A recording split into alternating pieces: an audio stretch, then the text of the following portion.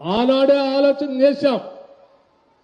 వచ్చేది ఇందిరమ్మ ప్రభుత్వం, ఇందిరమ్మ రాజ్యం వచ్చిన తర్వాత తప్పనిసరిగా ప్రభుత్వంలో విధానపరమైన నిర్ణయాలు, ప్రజలకి జీవితాల్లో మార్పు వచ్చే నిర్ణయాలు, ఒక్క నిర్ణయంతో లక్షల మంది, కోట్లాది మంది జీవితాల్లో మార్పు వచ్చేటట్టుగా నిర్ణయాలు చేసేటట్టుగా ఆ ప్రభుత్వంలో నిర్ణయాలు చేయాలి, చేస్తాం అని ఆనాడే అనుకున్నాం.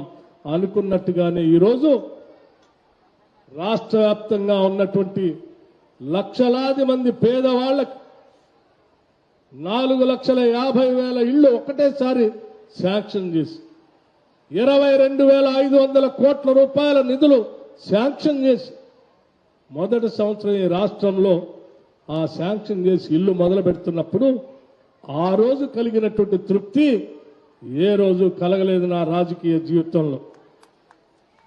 ఈరోజు మరొక్కసారి ప్రభుత్వ పాఠశాలలో చదువుకున్నటువంటి పేద, బడుగు, బలహీన వర్గాలకు సంబంధించిన పిల్లలు, వాళ్ళందరికీ ఉదయం పూట అల్పాహారం ఏర్పాటు చేస్తాం.